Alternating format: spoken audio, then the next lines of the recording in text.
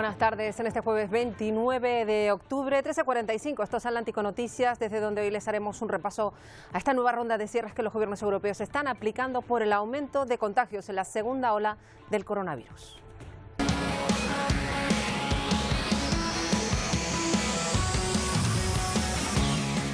A la decisión de Alemania de cerrar restaurantes, gimnasios, teatros y ocio en general se suma ahora Francia. Se preparan ya allí para su segundo confinamiento general, aunque en esta ocasión con los colegios abiertos. La mayoría de las comunidades españolas optan por cierres perimetrales. Madrid decide de momento solo cerrar en el Puente de Todos los Santos. Suiza, Italia, Bulgaria o Grecia o bien cierran o bien retoman medidas drásticas.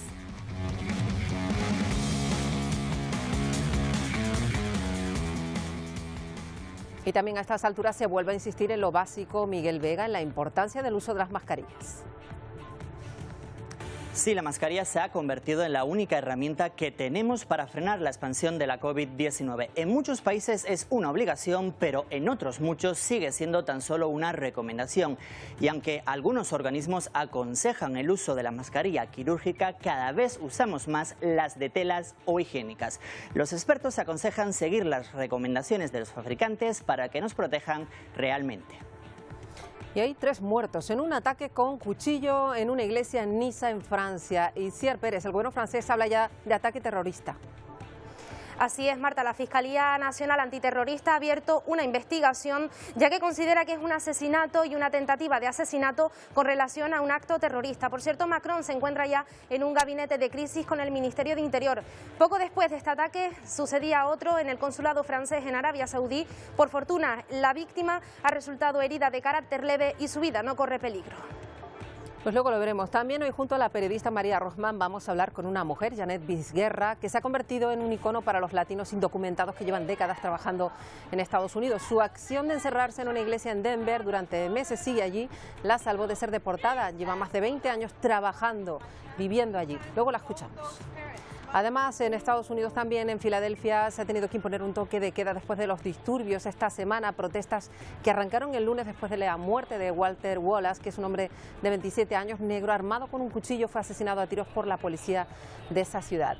Y Nicolás Maduro ha arremetido contra el opositor al gobierno venezolano, Leopoldo López, también contra el presidente español Pedro Sánchez y el embajador de Caracas. Dice que estos últimos han participado en la fuga ilegal de un delincuente peligroso. Y aquí en Canarias, en el norte de Tenerife, van a ver la imagen que grababan los vecinos durante esta mañana. Es en concreto la zona del Pris, en Tacoronte, grabadas estas imágenes con este mar embravecido que ha impedido salir a faenar, por ejemplo, hoy a los pescadores. Enseguida vamos en directo a saber cuál es la situación hasta ahora.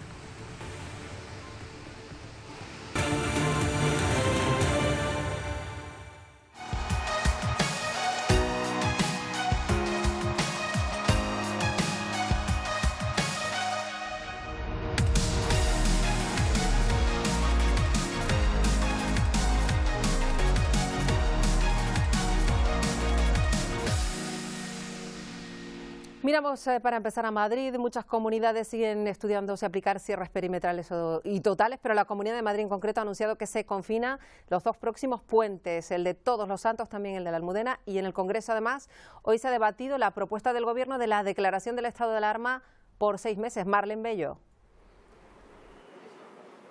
Sí, todavía se continúa con este debate, pero parece ser que el PSOE conseguirá los apoyos necesarios para aprobar este estado de alarma, pese a la abstención del Partido Popular. La propuesta de Pedro Sánchez, pues acudir cada 2 meses al Congreso de los Diputados para dar explicaciones, eso sí, sin votaciones, por lo menos hasta el 9 de marzo, donde el Consejo Interterritorial de Salud decidirá si se prolonga o no este estado de alarma hasta el 9 de mayo. El plazo no es inamovible. Si podemos superar antes la emergencia plenamente, el estado de alarma dejará de aplicarse de inmediato. Nadie, ni el Gobierno de España ni los gobiernos autonómicos, deseamos establecer una sola limitación que no sea imprescindible para doblegar la curva de la pandemia y proteger la salud pública, es decir, la salud de todas y todos. Y en el país vecino, en Francia, aumentan los casos, acumulan más de 1 millón de contagios, más de 35.000 muertes desde el inicio de la pandemia, y con esos datos se han decidido confinarse de nuevo, confinamiento total de todo el país hasta el 1 de diciembre.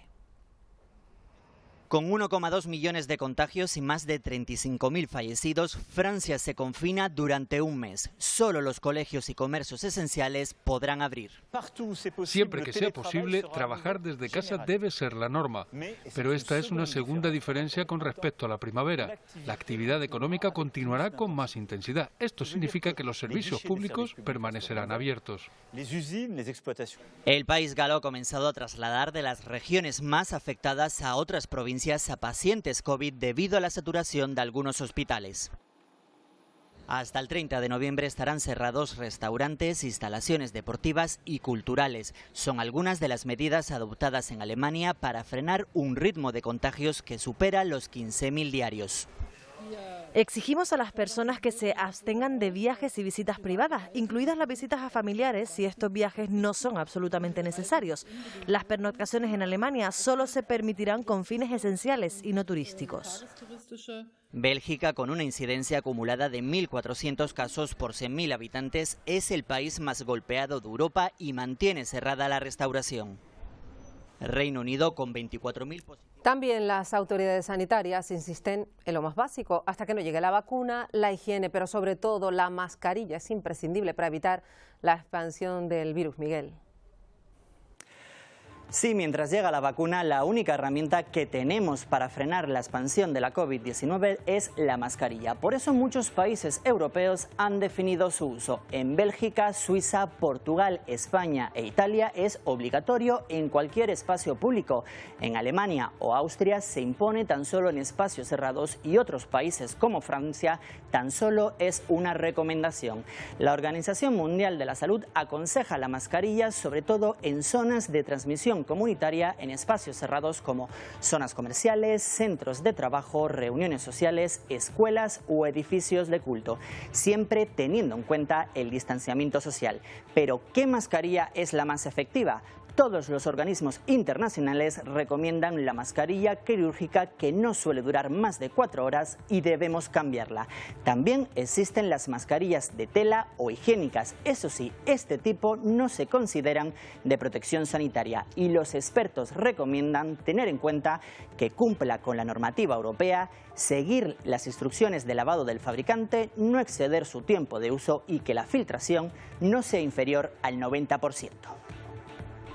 Bueno, y mientras tanto, también en Francia están viviendo otro ataque terrorista. 3 personas han muerto después de que un hombre atacara con un cuchillo a varias personas en una iglesia en Niza. Isiar, cuéntanos la última hora.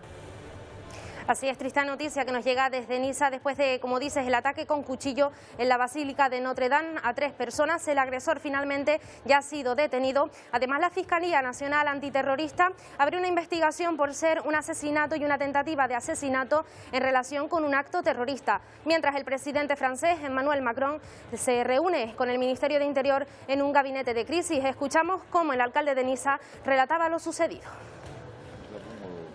Creemos con toda probabilidad que hay 2 personas muertas dentro de la iglesia, una muerte horrible y que sin duda fue similar al método utilizado contra el valiente maestro Samuel Paty. Hay una tercera persona herida de gravedad que se encontraba en un bar frente a la iglesia de donde pudo huir. Y luego está el propio agresor que fue evacuado al hospital. Poco después de este ataque en Niza sucedía otro en el consulado francés, en Arabia Saudí, donde un vigilante de seguridad ha resultado herido de carácter leve. El agresor también ha sido detenido y por fortuna no hay que lamentar ninguna víctima. Es la última hora que llega desde Francia. Y miramos ya a Estados Unidos porque quedan solo 5 días para las elecciones norteamericanas, recta final. Los candidatos siguen con sus campañas. De momento la encuesta parece que dan un claro ganador, aunque todo hay que ponerlo todavía en tela de juicio, porque Biden en teoría obtendría un 52% de los votos, Donald Trump un 43%. Parece que en esta encuesta hay 9 puntos de diferencia, sin embargo la distancia se va acortando. Por ejemplo, el 11 de octubre eran 11 los puntos que los alejaban. Una campaña muy compleja. De hecho, uno de los asuntos que han sido tema de debate entre los candidatos tiene que ver con los inmigrantes que llegan a Estados Unidos y que no logran regularizar su situación, los indocumentados. Miles pasan décadas allí, tienen hijos americanos y aún tienen que huir constantemente de controles. Hay una mujer, se llama Janet Vizguerra, y es desde hace años símbolo de la lucha de los indocumentados latinos contra las leyes anti-inmigración de Trump. En el año 2017 fue incluida entre la lista de las 100 personalidades más influyentes del mundo según la revista Time.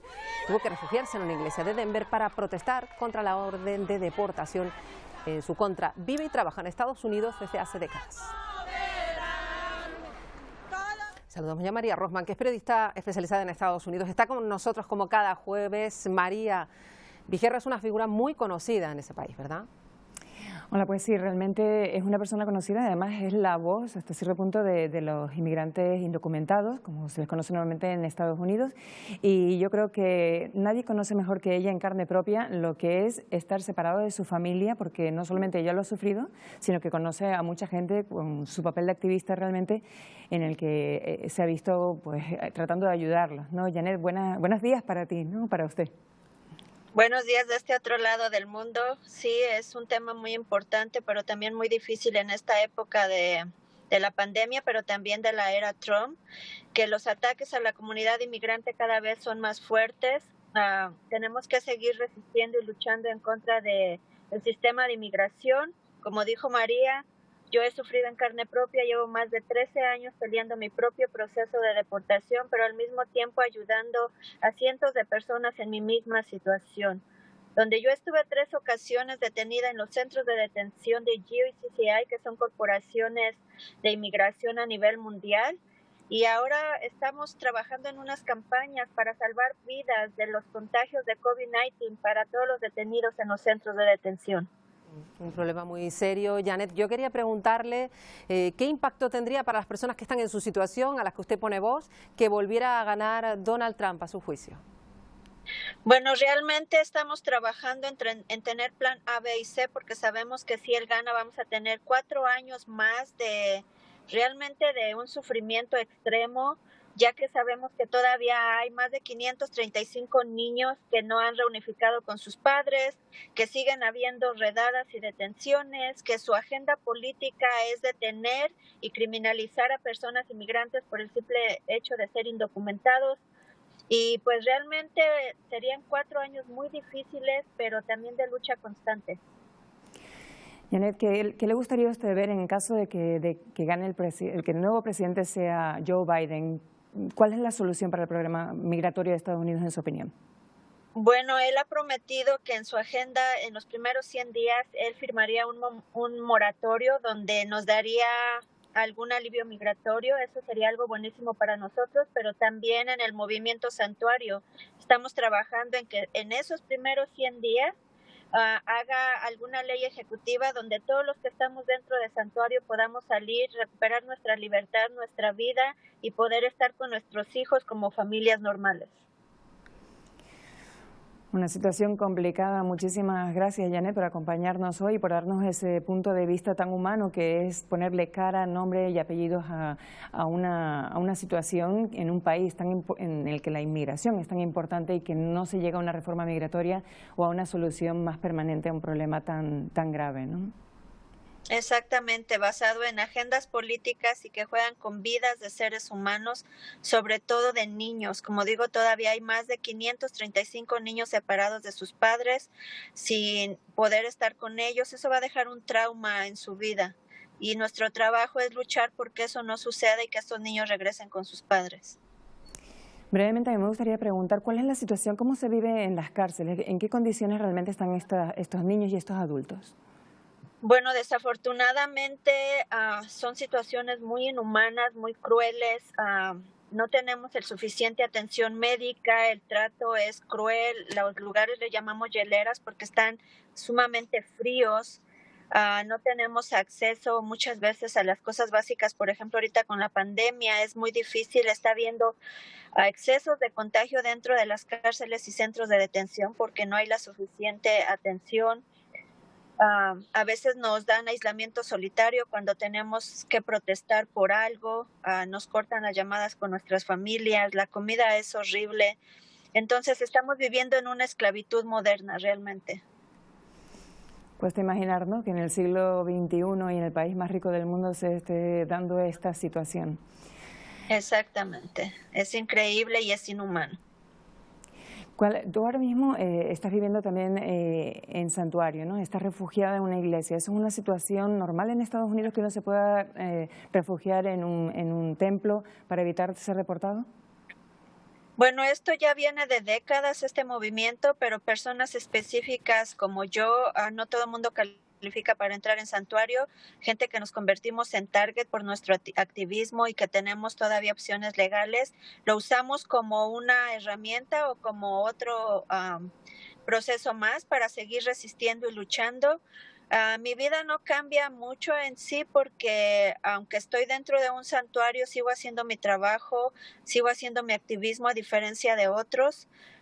Sigo moviendo gente afuera, sigo creando movimiento y seguir luchando, sigo movilizando también a nivel legislativo, pero en el caso de otros que nunca han hecho esto, sí, su vida es un poco más difícil porque pues no saben mucho qué hacer, pero también en mi caso particular, porque soy rebelde, santuario no significa que es una cárcel y que no puedes salir. Es un lugar para estar ahí, seguir resistiendo, pero en mi caso, cuando hay cosas realmente importantes a una costa de mi libertad y de riesgo, sí salgo a hacer lo que tengo que hacer por mi comunidad, de seguir luchando y peleando, porque tampoco este sistema no nos puede mantener con miedo. Tenemos que salir y luchar por lo que necesitamos. En este caso es mi familia, que es mi pilar, es mi sustento, y por ellos voy a hacer lo que necesite hacer. Pues muchísimas gracias por acompañarnos esta mañana para ustedes, esta tarde para nosotros, Janet, y pues nada, seguir adelante en esta lucha, dicen los inmigrantes que están pasando pues por esta situación, Marta. Efectivamente. Y pues gracias. Muchísimas gracias a Janet, a la que despedimos ya. Gracias por atender a Atlántico Noticias, Janet. Otro asunto, decíamos, María, que ha marcado la campaña, es el racismo, la violencia policial. Y ahora rápidamente queremos comentar un caso en Filadelfia que ha vuelto a provocar disturbios por la muerte de un hombre negro a tiros, abatido por la policía. Sí, aquí en esta situación, bueno, yo creo que hay dos cuestiones que se tendrían que analizar, aunque sea brevemente. Una de ellas es el abuso por parte de la policía, porque no tenían ninguna necesidad realmente de disparar a matar a esta persona que estaba armada con un cuchillo, que presentaba problemas, o presentaba, claro, en su momento problemas mentales, y ese abuso de fuerza pues sigue siendo un problema en Estados Unidos, sobre todo cuando se trata de la comunidad de color. Por otra parte, entender también que estas protestas a veces se salen de control y hay protestas que son pacíficas en el país y otras que no tanto. En este caso, la violencia que se ha visto, el hecho de que la gente está entrando a las tiendas prácticamente a robar, porque salen hasta con peluches de colores, o sea, cosas que realmente no tienen nada que ver con la protesta, sino con vandalismo realmente en un estado, Pensilvania, ¿no?, donde está la ciudad de Filadelfia, que es un estado importante y crucial para esas elecciones. Este tipo de actitud realmente lo que favorece es a los votantes de Trump, porque es parte de su retórica al decir que en Estados Unidos hace falta ley y orden porque la gente está haciendo lo que les parece, ¿no? Y entender una cosa, que este señor Walter Wallace, ahora lo veremos probablemente en las noticias en los próximos días como una persona de una actitud intachable, como pasa muchas veces, y este señor en particular, bueno, es una persona que, si bien tiene problemas o se supone que tiene problemas mentales, también es una persona que tiene antecedentes penales por asalto, por ponerle una pistola en la cabeza a una mujer en su propia casa. Es un rapero que quiere ser, una persona que quiere ser rapero, pero sus letras son mucho de asesinar a policías. Él mismo tuvo un enfrentamiento con la policía en el que le pegó un puñetazo a un policía cuando estaba intentando resistir su arresto. Y que, en la comunidad es conocido porque tiene 9 hijos, tiene 28 años y una vida en sí un poquito desordenada, pero que eso, por supuesto, para nada justifica el hecho de que lo hayan matado a tiros, ni muchísimo menos. Pero vamos a ver mucho menos. ¿Qué ocurrirá? Es verdad que es uno de los puntos que está en este momento particularmente complicado. María, estamos pendientes ya en nada, hablamos de ese día de las elecciones el próximo 3 de noviembre. Gracias. Gracias. Bueno, vamos a ir ahora a Venezuela porque Nicolás Maduro ha comparecido, se esperaba, después de que Leopoldo López haya llegado a Madrid y haya hablado. Ha hablado Maduro en su caso tanto del embajador español en Caracas, Jesús Silva, como del presidente Sánchez, aparte de López. Dice que ambos han participado en la fuga ilegal de un delincuente peligroso, así llamó a López, ha llamado golpista y racista a Silva por planificar el viaje a Madrid del opositor venezolano. Debes saberlo, Pedro Sánchez. Estás bastante desinformado de Venezuela. Siempre cometes errores con Venezuela, Pedro Sánchez, siempre. Te vas, Jesús Silva, y no te queremos ver la cara más nunca en este país por colonialista, racista, golpista. Los restos de 59 personas fueron localizados en fosas en diferentes puntos del municipio de Salvatierra. Esto es Guanajuato, en México. Un hallazgo que se realizó con el trabajo que llevan haciendo años las asociaciones de familias de personas desaparecidas, la Fiscalía del Estado, la Guardia Nacional y otras autoridades. Guanajuato es el segundo estado mexicano donde hay más personas desaparecidas. Nos regresamos a Canarias para contarles que la reina Sofía ha estado hoy en el Banco de Alimentos en Las Palmas de Gran Canaria. De cerca ha podido conocer el trabajo que realizan muchos voluntarios para ayudar, Elena Díaz, a las familias más necesitadas.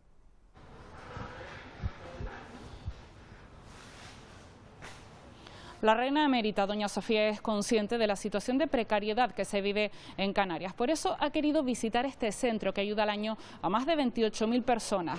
El último informe publicado antes de la pandemia muestra que en Canarias más del 35% de la población vive en la pobreza o en riesgo de exclusión social. Además, la Fundación Reina Sofía ha donado 2 motores para la cámara de refrigeración, ya que estaban dañados. Por su parte, el presidente de este Banco de Alimentos le ha mostrado a Su Majestad sus preocupaciones ante esta crisis sanitaria derivadas de la pandemia. Vamos al norte de la isla de Tenerife para ver la imagen que grababan los vecinos durante esta mañana. Captada en la zona del Pris, en Tacoronte, unas imágenes que dejan ver ese mar bravo que ha impedido, por ejemplo, salir a faenar en el día de hoy a los pescadores. Eso en el Pris, esto es el puerto de La Cruz, también en Tenerife, y fíjense, las olas superaban el espigón del muelle de este municipio del norte de la isla de Tenerife.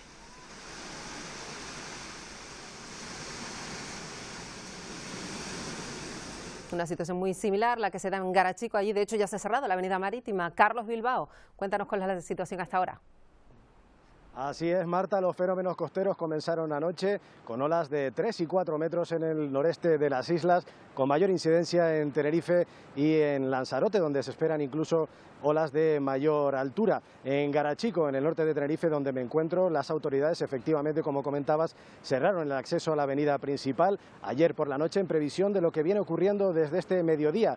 Con la pleamar, las olas tocaron tierra y se espera un mayor pico de incidencia de las olas a partir de las 6 de la tarde. Esta situación, que viene motivada por el acceso de una borrasca muy potente de carácter atlántico, proveniente de aguas abiertas del norte de Canarias, está previsto que remita a partir de la madrugada de este jueves al viernes.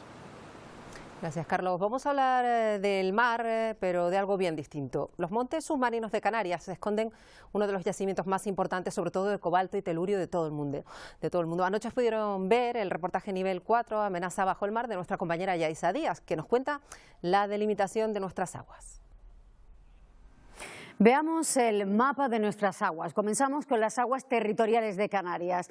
Irían de punta a punta. Toda actividad que se realice aquí necesitaría un permiso del Estado, pero podemos ir más allá, extendernos 200 millas. Serían estas líneas discontinuas, esas 200 millas que pertenecen a España, no a Canarias, porque esto es algo que se concede a los estados y no a las autonomías. Por tanto, cualquier actividad, pescar, hacer exploraciones, tendría que tener un permiso del Estado. Esta es la zona económica exclusiva, pero hoy en día nos estamos peleando por algo más, que es una extensión de esa zona económica exclusiva que iría a 350 millas. ¿Qué ocurriría aquí? También tenemos que pedir permiso al Estado para realizar cualquier cuestión, pero sí es cierto que coincidimos en esa línea imaginaria con Portugal y también con Marruecos. Y ahí está el conflicto que existe actualmente y está la ONU determinando quién tendría el derecho sobre esas partes en las que se coincide.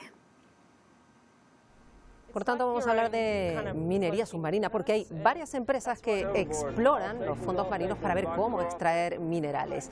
Por ejemplo, en el Pacífico, entre Hawái y México, hace décadas se localizaron a una gran profundidad pues rocas que tienen cobalto, níquel y cobre. Estos son materiales que son fundamentales para que se haga una idea para fabricar baterías de móvil. Solo en esta zona submarina habría más zinc, cobre o níquel de lo que hay en todos los depósitos terrestres juntos. Y hoy podemos hablar, aunque sea un ratito, con uno de los expertos que participaron en ese reportaje de Yaisa Díaz. Es Sándor Goodlow, que es geólogo marino, científico, profesor titular de la Universidad Austral de Chile y es de hecho uno de los mayores expertos mundiales en este asunto. ¿Qué tal? Gracias por atendernos, señor Goodlow. Muchas gracias. De momento estamos en fase, para que le quede claro a la audiencia, de exploración y no de explotación. Ahora, eso sí, la realidad es que hay ya muchas compañías planteándose enviar maquinaria al fondo marino para extraer materiales. ¿En qué punto estamos? En este minuto hay varios países que han intentado. Por ejemplo, Corea tiene un prototipo que se llama Minero, muy apropiado el nombre. Y también Bélgica tiene uno que se llama Patania, ya vamos en el Patania 2. Los dos son un sistema de mezclado de destrucción y succión de los fondos oceánicos, y esto en los nódulos de manganeso. Si bien es cierto, Canarias, ¿no es cierto?, tiene varias montañas submarinas, como las tiene mi país, Chile, ¿no? Pero la tecnología para esta extracción creo que va a ser mucho más destructiva, porque tiene que remover una costra que está pegada, ¿no es cierto?, al borde de estas montañas submarinas. Es muy importante. Pero en este minuto, no sé. Sí, decía, disculpe, señor Goodlow, es muy importante medir bien cómo se realiza este tipo de trabajo y cómo emprenderlos. En tanto cuanto parece inevitable que esto se lleve a cabo, ¿no? Lamentablemente, yo creo que tenemos que repensarlo un poco. La pregunta fundamental es: ¿realmente necesitamos estos minerales en los fondos oceánicos? Creo que esa es la pregunta. Lamentablemente hoy día, ¿no es cierto?, estamos viviendo un clima que nuestro planeta nos está poniendo la luz roja, ¿no?, de que esto no puede seguir como lo estamos haciendo. Nosotros con nuestra creatividad, ¿no es cierto?, hemos avanzado hacia la inmovilidad y las baterías, como usted mencionó anteriormente. Sin embargo, esa es una opción. Hoy día existen otras. Por ejemplo, ya hay varios países, y entre ellos en Europa, Alemania está liderando, ¿no es cierto?, pero también ya lo ha hecho Australia y mi país, que tiene 2 proyectos en este minuto en ruta, que es para la producción de hidrógeno como fuente de energía alternativa a todo tipo de energía, y eso no necesita batería, porque uno crea, ¿no es cierto?, la celda de utilizar el hidrógeno como combustible directamente.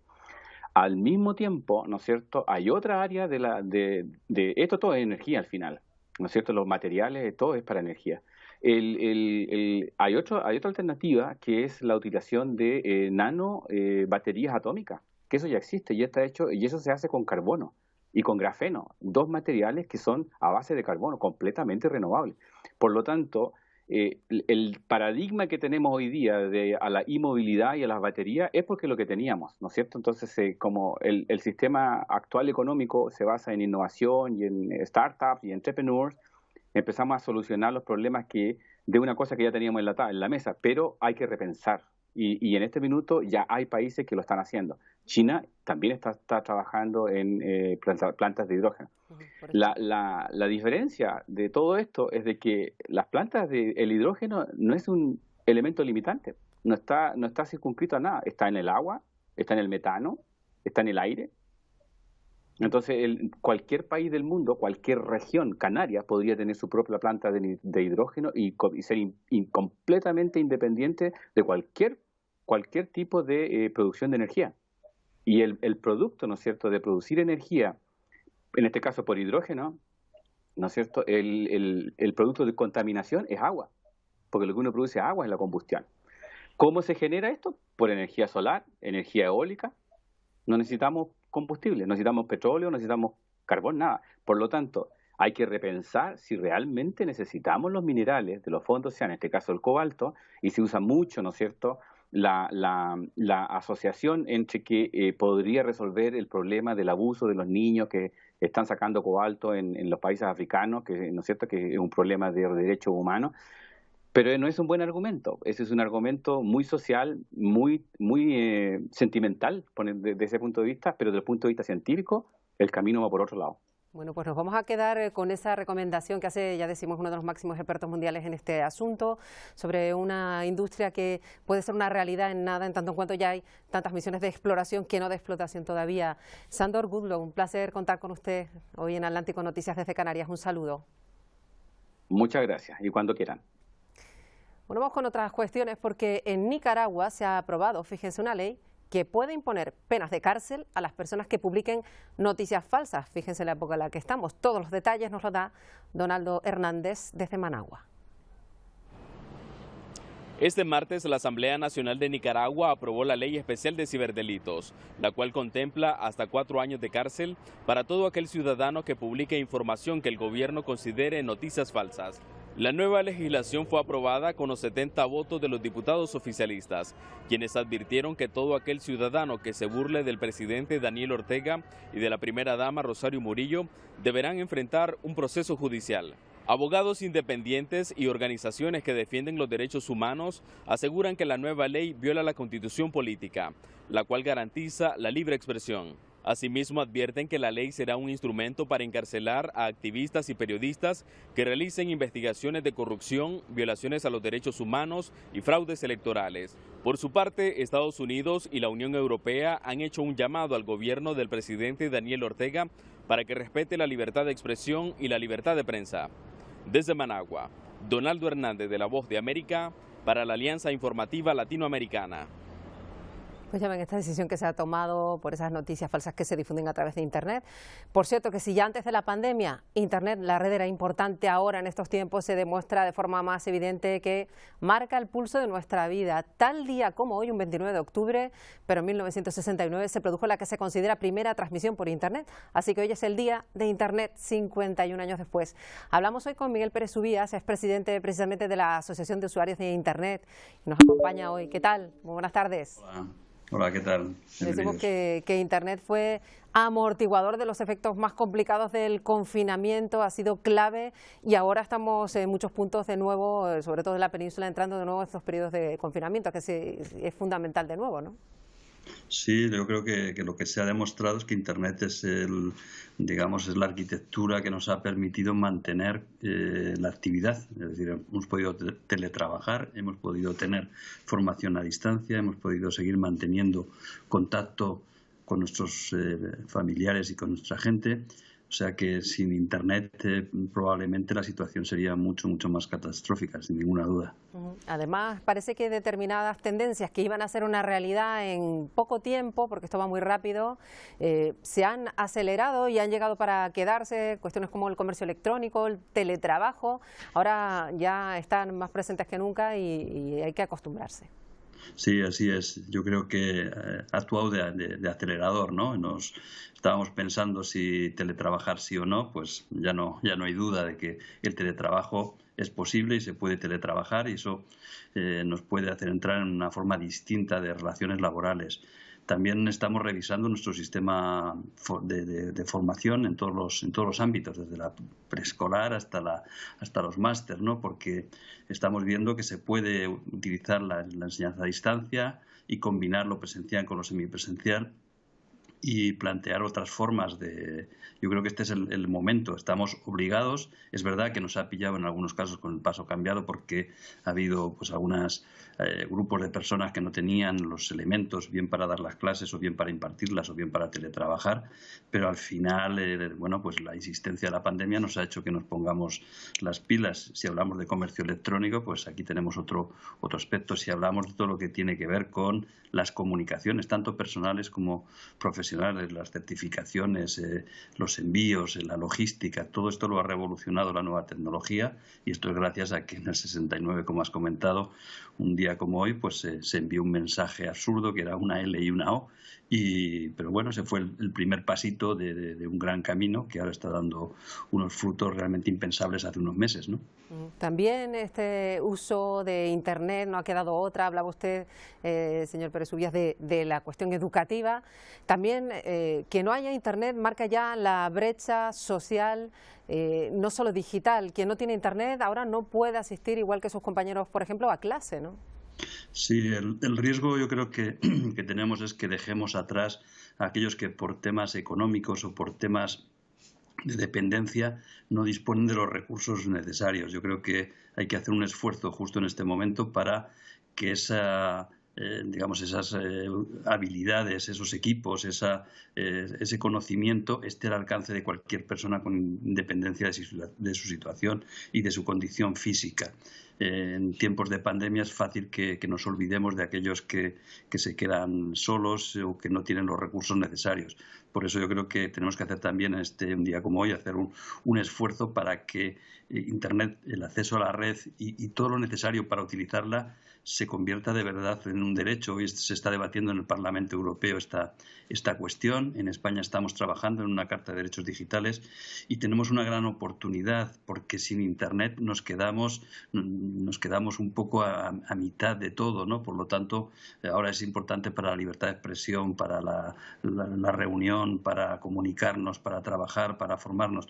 Por lo tanto, tenemos una gran oportunidad de establecer y tenemos muchos deberes para que ese uso de la red se haga de una forma ética y que vayamos corrigiendo muchos abusos que se van produciendo precisamente por aquellos que no tienen ningún escrúpulo. Por lo tanto, tenemos esa doble oportunidad, por un lado de hacer que todos tengamos el acceso y por otro lado que ese uso y disfrute de la tecnología se haga de una forma segura y de una forma, digamos, accesible para todo el mundo. También es importante aprender a utilizarlo, a interpretar la red con lo amplio que puede llegar a ser esto que le pregunto, pero por ejemplo, en referencia a las fake news, lo hablábamos antes en relación a una noticia de Nicaragua, ¿es posible saber lo que es una noticia falsa o ya empiezan a ser tan complejas que se meten en la realidad y es difícil de diferenciar? Bueno, es un proceso de aprendizaje, es decir, en la medida en que se van identificando pues noticias, muchas veces incluso producidas de forma automatizada, otras veces no, pues al final digamos que tenemos un camino de aprendizaje, de detección y también de tratamiento, porque al final no podemos caer en que por intentar evitar noticias falsas, pues al final instauremos una especie de censura, ¿no? de control sobre lo que se dice, lo que es correcto, lo que no es correcto. Yo creo que ese debate está justo en este momento encima de la mesa. Estamos debatiendo una Carta de Derechos en la cual tenemos que dejar claro pues cuáles son estos derechos, quién debe de controlar a quién, porque hay veces que si nos excedemos en el control podemos caer en recortar la libertad de expresión y por lo tanto hay zonas, digamos, que si las estiramos en un sentido podemos generar un menor derecho que se ve oprimido. Por lo tanto, yo creo que ese ejercicio va a ser continuo. En la medida que la tecnología avance y que habrá nuevas posibilidades, vamos a poner encima de la mesa nuevas formas de enfrentarnos a ellas, pero van a aparecer también nuevas amenazas. Bueno, pues 51 años después de que se lanzara ese primer mensaje LO, que nos ha dicho Miguel Pérez Ubias, que es el presidente de la Asociación de Usuarios de Internet, nada más y nada menos. Gracias por atendernos. Gracias a vosotros. Pues un día, este jueves 29, con muchísima actualidad, marcada por muchos temas, entre ellos una reunión del Consejo de Gobierno. Se debaten allí nuevas medidas de prevención de la COVID-19 para el sector turístico en concreto, Isiar. Así es, y en concreto la exigencia de que los turistas vengan a Canarias con un test PCR positivo antes de alojarse en cualquier tipo de establecimiento hotelero y turístico. También hablaremos de unas pruebas PCR que comenzarán a hacerse en un nuevo punto habilitado en Santa Cruz de Tenerife, está en la dársena pesquera. Se estima que realicen unas 1.600 PCR diarias, incluso las podemos realizar mientras permanecemos en nuestro vehículo. Y cambiamos de tema porque queda poco para la Navidad y también para el sorteo de la lotería. Se prevé que la venta de décimos este año pues sufra una pequeña reducción. Iremos hasta una de las administraciones que más venden en el país, en concreto a la Chasnera, en Granadilla de Abona, en Tenerife, para conocer cómo están llevando las ventas de esta típica Navidad. Bueno, ya que hablamos de Navidad, aunque estemos todavía en octubre, van a ser muy diferentes, evidentemente. Fíjense en esta imagen de Madrid. Ha hecho durante la noche de ayer su primer ensayo de lo que será el encendido del alumbrado navideño, previsto para dentro de un mes. Y desde luego lo que más llama la atención es ver la Gran Vía completamente vacía en un día como ese, como el de ayer, estaría llena de gente viendo este arranque con un tráfico intenso, incluso de noche. Ahí ven cómo estaba en la tarde de ayer.